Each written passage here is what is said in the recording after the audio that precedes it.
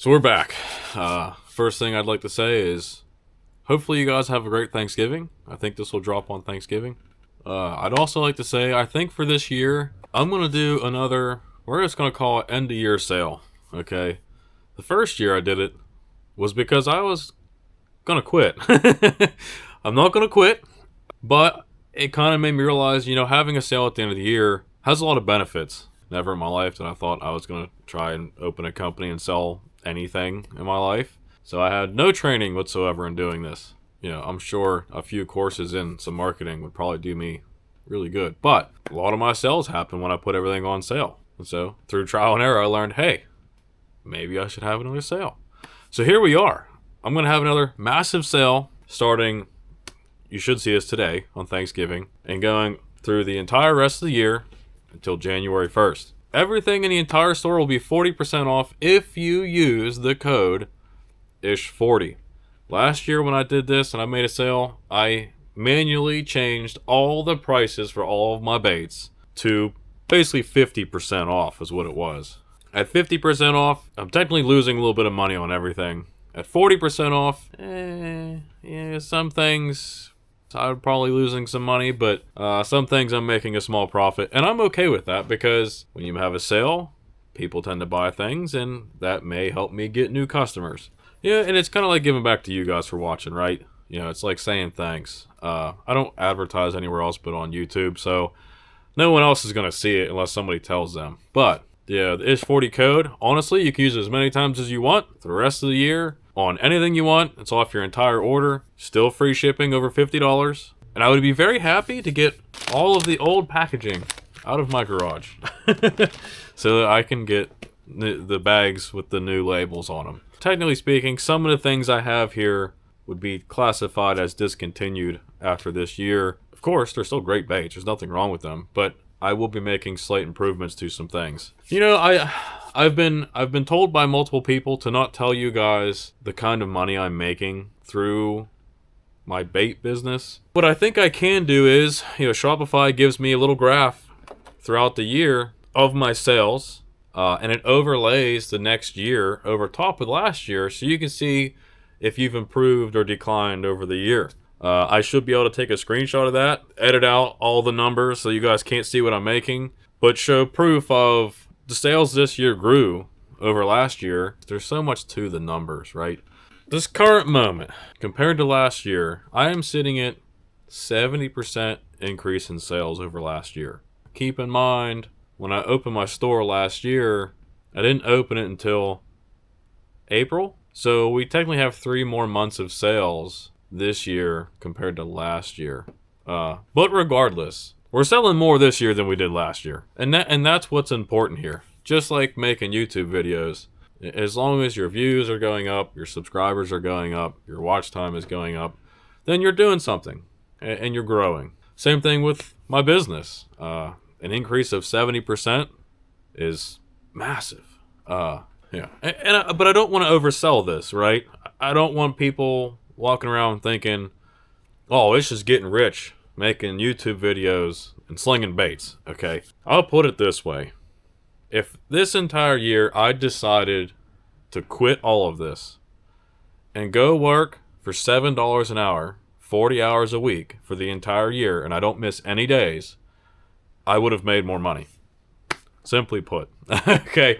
I don't think what I'm doing here will ever make me rich. That's not the point. The point is to make enough money from this, between the YouTube videos and the selling baits, to continue what I'm doing here. Continue making videos, continue fishing, continue trying to teach, continue selling baits, and have this grow to a point that it can sustain me in my life. We're not there yet, but we're headed in a very good direction. And honestly, it's up to me to have the gumption, the cojones to continue this. That is where the struggle's at. The grind is the hard part. No matter what, I'm always going to love fishing. I like making baits. Editing's okay.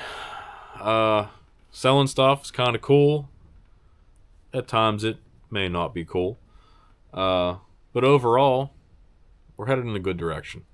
Now the country may not be headed in as good of a direction. And that is the scary part of this is, you know, I'm growing, but so is inflation. So is the chaos of the world. So is everything else. That is the, you know, I kind of feel like someone's hanging that carrot in front of me. You know what I mean? I'm sure a lot of us feel that way.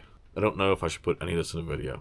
But yeah, from now to the end of the year, 40% off. Use code ISH40 when you check out. Hopefully, in the editing process, I can show you guys where that code gets put in. I don't visit my own store to buy things because I take whatever I want. I guess I should also mention that the website is www.ishbaits.com.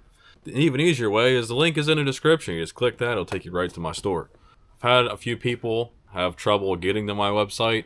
Simply put, you need to put ishbaits.com not in a search engine, but in the actual, what is that called?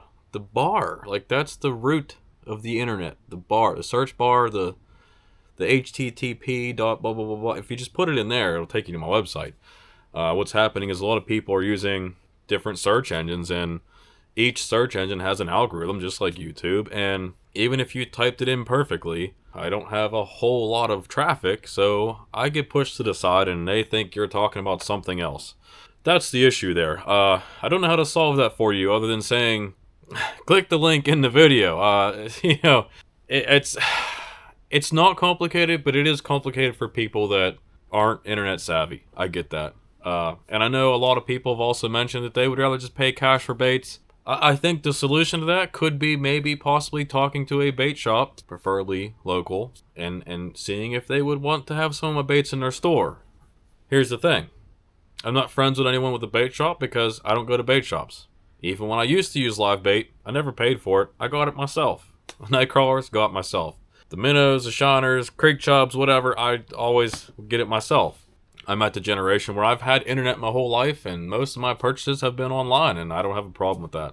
I guess what I'm saying is I am technically looking for a bait shop in the future that would want to participate with me. How do you say that? I'm not a businessman. I'm not a salesman, nor do I want to be one. And here's the thing. If I find a bait shop to be willing to help me sell some baits, I think that would benefit them really good. I could be wrong about that. I don't know because I've never done this, but I'm just saying the amount of people that have, in my area at least, said that they would rather pay cash than buy online is mind-boggling, the amount of times that's happened. So I really feel like if a bait store was to have my baits, and at that point I would be advertising for them because, and probably at least once a week, I would mention, hey, if you don't want to buy online and you want to actually see and feel the baits in your hands, then you could go to John Doe's bait shop at blah, blah, blah, blah, blah. You know, it would be a good advertisement for them. It's really up to, on my end, to really go out and try to make that happen. I mean, honestly, one of my ideas that I actually had, it would take some fudging around. It may take more work than I'm ready for. I don't know. And I'm sure a good bit of cost would be involved in this. But here, my thought was, I think it'd be really cool to have a vending machine. And I can think of a few areas I would love to have a vending machine with my baits in it. But I'm not sure how to go about doing that. And I don't have a vending machine, nor do I know how to use one. But, I mean, wouldn't that be cool to roll up at, say, like, the river park and have a vending machine with, like, some hooks, some of my baits, so maybe some night crawlers right there. You just put some cash in, grab some night crawlers, and go at it, you know? But again, I don't have a vending machine. I feel like they're kind of expensive. So we're far away from these options, but my brain's, it's rolling, it's thinking, you know, see what we could do, what the options may be, but we're just not quite there yet. Anyways, before we go on to the videos, I just want to clarify that the first clips you're going to see are from basically prior to my break, and then the next trip is after my break, getting back into things. The timing of things with videos gets weird. But anyways, hopefully you enjoy. Thanks for watching. Don't forget, ISH40, 40% off. I'd hate to see some orders come through without using that code. But anyways, thanks for watching. Hopefully you enjoy. It's been quite a while since I've done this. Actually, this is the first time I've touched a fly rod in probably 2 years. Just getting a glimpse of the lake on the way in. It's extremely low, possibly lower than I've ever seen it. It's just nice to get out and get a walk. You might be able to make a few casts. Anyways, my wrist has been killing me. So, oh, we got the Flyrod. You know, when you're casting a Flyrod, you should keep your wrist straight. So, and this is light stuff. Just here's a 5 weight. Just got some woolly buggers. It's been a long time since I walked down here. Heck, some years there was enough water in the creek that they'd be all the way up in here. Yeah, that definitely ain't happening. Wow, dude. This is 2 years in a row we've had like no rain. Used to catch them right here. Heck, half of this is filled in now. Everything changes all the time. Wow, yep, this is the lowest I've ever seen it. Holy crap. Used to catch a whole bunch right here. This used to be a couple feet deep. Now there's just a few inches. Wow, that was so cool that year I could do that. It used to be nice and deep all through here. They'd stock them trout and this trout would just run right up in here. There'd be 20, 30 of them in here. Wow, the creek channel's not even a creek channel anymore. Water, even when it was low, was up in here. Oh my gosh. Wow, this is crazy. Be careful walking through here. Never in my life have I been able to walk through here.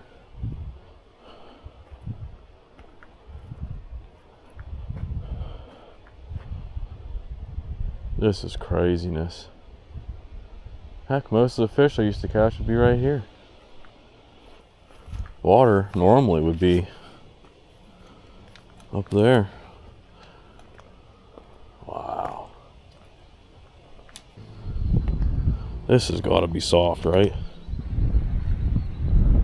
Yeah, there's no way I'm walking that. Walk along this side. Let's get rid of that.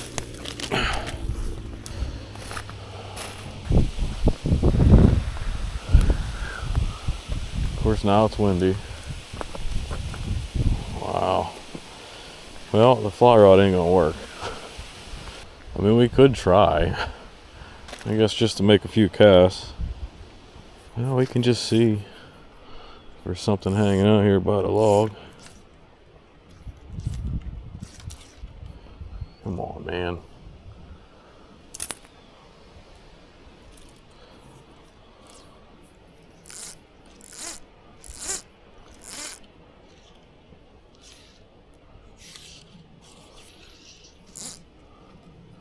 Even if we catch a little bass, that'd be cool.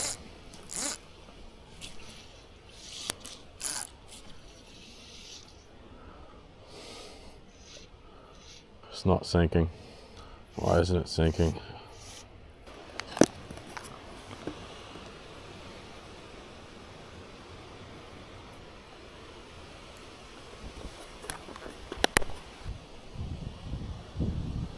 Oh.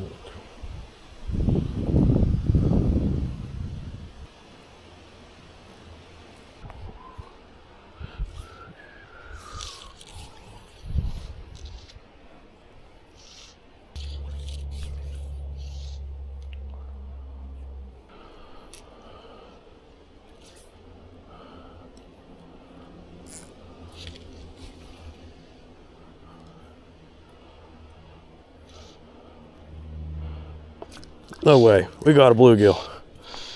We got a bluegill. We got something. Look at that. It didn't take that long. That's the first bluegill I've caught in a really long time. He is pale. I'm so pale. See you, bud. We caught a freaking fish. All right. On the Flyrod, first fish on the Flyrod in a long time. He just swimming off with it. Saw a line going. I'm like, oh, that's a fish. Oh,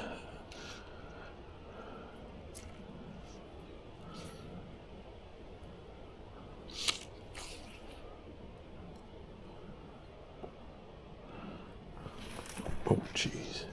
No way, another one. We got another bluegill. On the fly rod. I will take it, dude. Oh, look at that. Another pale guy. Look at that. Oh, this is cool. See you, bud. This is fun. He said bluegill fishing ain't fun. Tearing it up.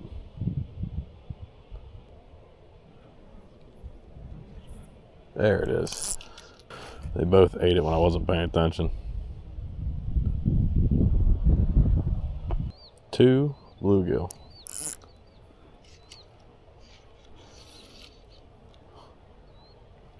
I don't know if I just wait and do nothing.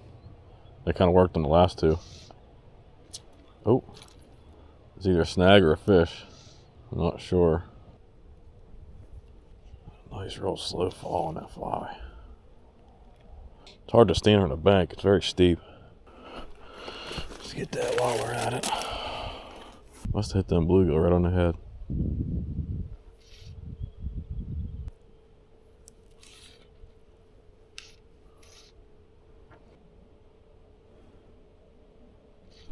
Oh, holy crap. It's just running off with it. I feel bad for this trout. That's a trout. We got a trout. He's just running off with it. There's a rainbow. Oh, it scared the crap out of me. He's just running off with it. You're going to be in there with some garbage, bud, but that's all right. Yeah. Oh, he's jumping. Okay. Come on over here, bud.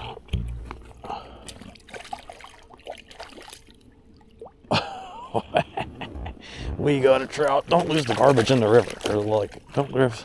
I'm losing my line. He's a pretty trout. All right.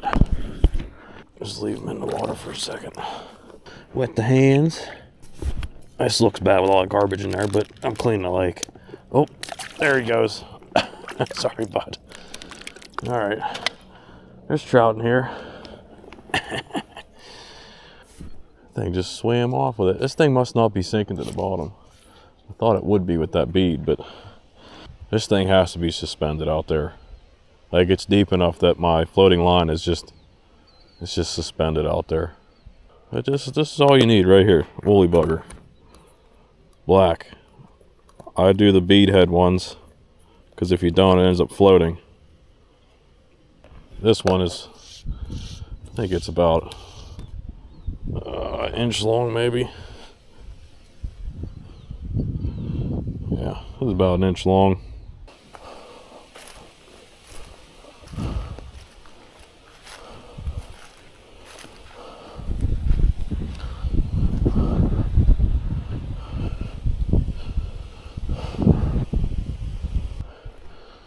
Well, for a 30-minute trip, I'll call it successful. Really just wanted to come see how low it was, and yeah, it is the lowest I've seen it. First ever perch at Virgin Run. I can't believe that. Never caught a perch here. On a fly rod. Look at that. That's crazy. Perch, the Virgin Run on the fly.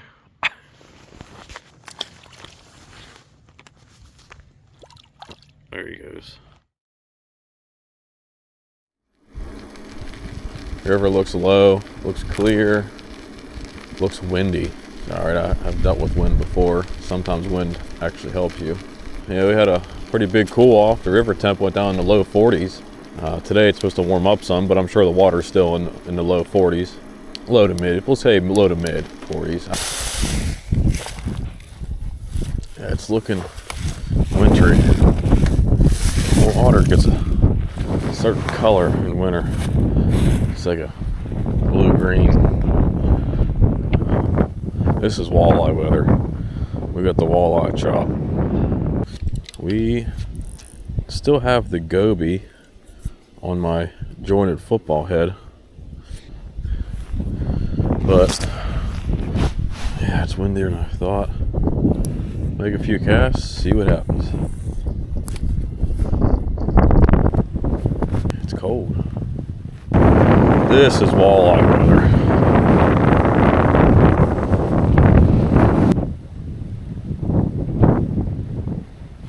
That's a fish. Walleye. Called it. Walleye love the wind, dude. Wasn't really a hard bite. I think he's bring-upable. He's heavy. Hopefully he stays on. There we go. On the jointed football.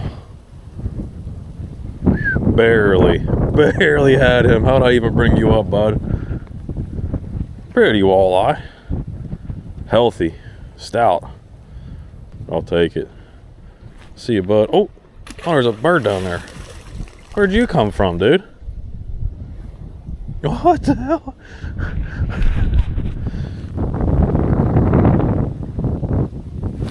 See if we can get another one.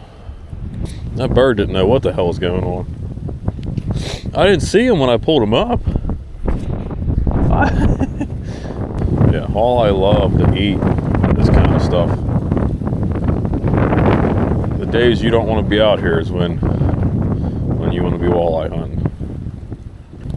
This special 3 1/4 goby, 1/4 ounce jointed football head, jig head, thing. I don't know. There's probably giants sitting right there, but I can't really fish it until the wind stops. Look at those freaking whitecaps, dude. You gotta be kidding me.